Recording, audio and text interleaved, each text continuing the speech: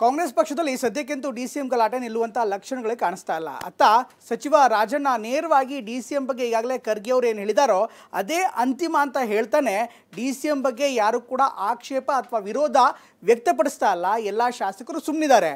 ಅಂದರೆ ಮೌನಂ ಸಮ್ಮತಿ ಲಕ್ಷಣಂ ಅನ್ನುವಂಥ ಸೂಚನೆಯನ್ನು ಕೊಟ್ಟರು. ಇದ್ರ ಜೊತೆಗೆ ಡಿಸಿಎಂ ಗರಮ್ಮಾಗೆ ಇದೆಲ್ಲವೂ ಕೂಡ ಹೈಕಮಾಂಡ್ ಮಾತಾಡ್ತಾರೆ, ಸುರ್ಜೇವಾಲಾ ಅವರನ್ನು ಕೇಳಿ ಅಂತ ಹೇಳಿದ್ರು. ಇದ್ರ ನಡುವೆ ಸುರ್ಜೇವಾಲಾ ಕೂಡ ನೇರವಾಗಿ ಹೇಳಿದ್ದಾರೆ. ಒಟ್ಟಿನಲ್ಲಿ ಈ ಡಿಸಿಎಂ ಅನ್ನುವಂಥ ವಿಚಾರ ಇದೆಯಲ್ಲ, ಕಾಂಗ್ರೆಸ್ ಪಕ್ಷದ ಮನೆಯೊಳಗಡೆ ಯಾವ ರೀತಿ ಪರಿಸ್ಥಿತಿ ಇದೆ ಅನ್ನೋದನ್ನು ಈಗ ನೇರವಾಗಿ ತಿಳಿಸ್ತಾ ಇದೆ.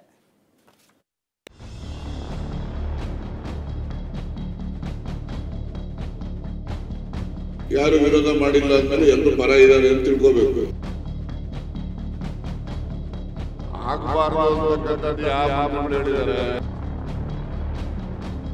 ಆ ಪ್ರಶ್ನೆಗಳು ಅಪ್ರಸ್ತುತ ಅಂತ ಹೇಳಿ ಎಲ್ಲ ವಿಚಾರಗಳು ಪಕ್ಷದ ಚರ್ಚೆ ಆಗ್ತವೆ.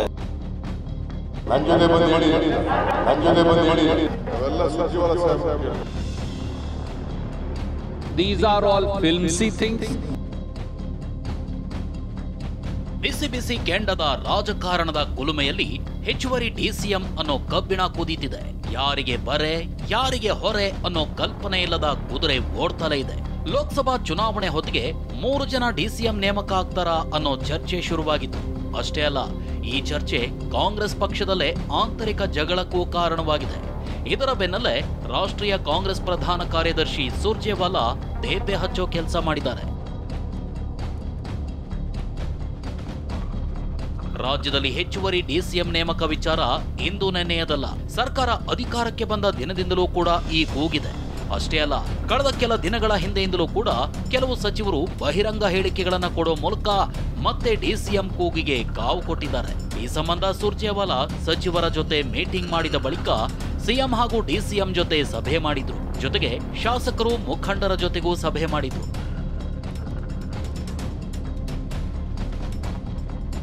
ಸಮುದಾಯವಾರು ಡಿಸಿಎಂ ವಿಚಾರ ಯಾಕೋ ತನ್ನ ಕಬ್ಜಾ ಕದಲುವಂತೆ ಕಾಣ್ತಿಲ್ಲ. ಕ್ಷಣ ಕ್ಷಣಕ್ಕೂ ಹೆಚ್ಚುವರಿ ಡಿಸಿಎಂ ಕಾವು ಏರುವಂತೆಯೇ ಮಾಡ್ತಿದೆ. ಅದರಲ್ಲೂ ಬುಧವಾರ ಇರೋ ಸಭೆಗೆ ಸೋಮವಾರವೇ ಬೆಂಗಳೂರಿಗೆ ಬಂದು ಕುಳಿತ ಸುರ್ಜೇವಾಲಾ ಚರ್ಚೆ ಮತ್ತೆ ಮುನ್ನೆಲೆಗೆ ಬರೋದಕ್ಕೆ ಪರೋಕ್ಷವಾಗಿ ಕಾರಣವಾಗಿದ್ರು. ದಿನಕ್ಕೊಂದು ಕ್ಷಣಕ್ಕೊಂದು ಹೇಳಿಕೆಗಳನ್ನ ನೀಡ್ತಾ ಇರೋದು ಸರ್ಕಾರಕ್ಕೆ ಮುಜುಗರ ತರ್ತಾ ಇರೋದಂತೂ ಸತ್ಯ. ಇದರ ಹಿನ್ನೆಲೆಯಲ್ಲೇ ಸುರ್ಜೇವಾಲಾ ಸಭೆ ಮಾಡಿದ್ರು. ಸಭೆಯಾದ್ರೂ ಕೂಡ ಇದ್ಯಾಕೋ ಸರಿ ಹೋದಂತೆ ಕಾಣ್ತಿಲ್ಲ. ಆದ್ರೆ ಇದೀಗ ಇದನ್ನ ತೇಪೆ ಹಚ್ಚೋ ಕೆಲಸವನ್ನ ಸುರ್ಜೇವಾಲಾ ಮಾಡ್ತಿದ್ದಾರೆ. ಈ ಬಗ್ಗೆ ಇಂದು ಮಾತನಾಡಿರೋ ಅವರು, ಇದೊಂದು ಕ್ಷುಲ್ಲಕ ಚರ್ಚೆ. ಡಿಸಿಎಂ ವಿಚಾರದ ಬಗ್ಗೆ ಪಕ್ಷದ ಮುಂದೆ ಯಾವುದೇ ಪ್ರಸ್ತಾಪ ಇಲ್ಲ. ಜನರನ್ನ ಆಡಳಿತದಲ್ಲಿ ತೊಡಗಿಸಿಕೊಳ್ಬೇಕಷ್ಟೇ ನಮ್ಮ ಉದ್ದೇಶ ಅನ್ನೋ ಮೂಲಕ ಇದಕ್ಕೆ ಪರದೆ ಎಳೆಯೋ ಕೆಲಸ ಮಾಡಿದ್ರು.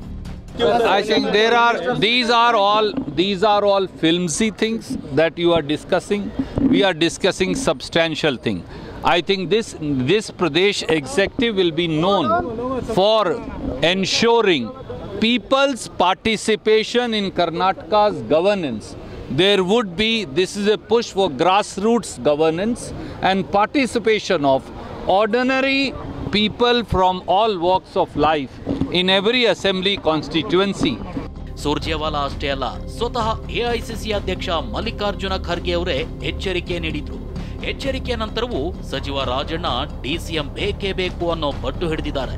ಈ ಬಗ್ಗೆ ಮಾತನಾಡಿರೋ ಕೆಎನ್ ರಾಜಣ್ಣ, ನಾನು ಹೇಳಿರೋ ಹೇಳಿಕೆಗೆ ಈಗಲೂ ಬದ್ಧ ಅಂತ ಹೇಳಿದ್ದಾರೆ. ಈಗ ಯಾರು ವಿರೋಧ ಮಾಡಿದ್ದಾರೆ, ಯಾರು ವಿರೋಧ ಮಾಡಿಲ್ಲ ಅಂದಮೇಲೆ ಎಲ್ಲರೂ ಪರ ಇದ್ದಾರೆ ಅಂತ ತಿಳ್ಕೋಬೇಕು. ಕೆಲವು ಜನ ಬಂದು ಹೇಳ್ಕೊಳ್ತಾರೆ, ಕೆಲವು ಜನ ಬಂದು ಹೇಳ್ಕೊಳ್ಳೋದಿಲ್ಲ. ಯಾರಾದರೂ ಕೂಡ ವೆಹಿಮೆಂಟ್ ಆಗಿ ಇಲ್ಲ ಇದು ಸರಿ ಇಲ್ಲ ಅಂತ ಏನಾದರೂ ನಿಮ್ಮ ಮುಂದೆ ಬಂದು ಹೇಳಿದರೆ ಅಥವಾ ಎಐಸಿಸಿ ಅವ್ರ ಗಮನಕ್ಕೆ ತಂದಿದ್ರೆ ಅವ್ರು ವಿರೋಧ ಇದ್ದಾರೆ ಅಂತ ತಿಳ್ಕೋಬೇಕು.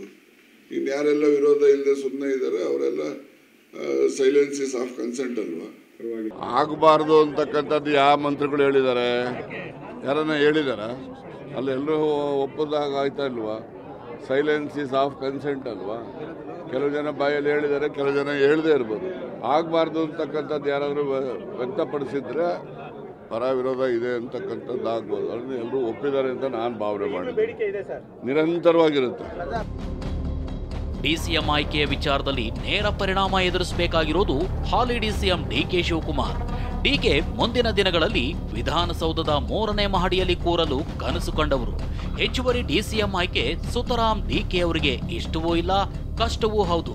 ಅದಕ್ಕಾಗಿಯೇ ಡಿಸಿಎಂ ಬೇಕಾ ಅನ್ನೋ ಪ್ರಶ್ನೆ ಬಂದಾಗ ಡಿಕೆ ಮುಖ ಕೆಂಪಾಗ್ತಿದೆ. ರಾಜಕೀಯ ಕಾವು ಅವರ ಗರ್ಮಾಗರಂ ಸಿಟ್ಟು ಹೊರ ಉಕ್ಕುವಂತೆ ಮಾಡ್ತಿದೆ. ಏನೇ ಇದ್ರೂ ಸುರ್ಜೇವಾಲಾ ಕೇಳಿ ಅಂತ ಬಿಸಿ ಬಿಸಿ ಉತ್ತರ ಕೊಡ್ತಿದ್ದಾರೆ ಡಿಕೆಶಿ.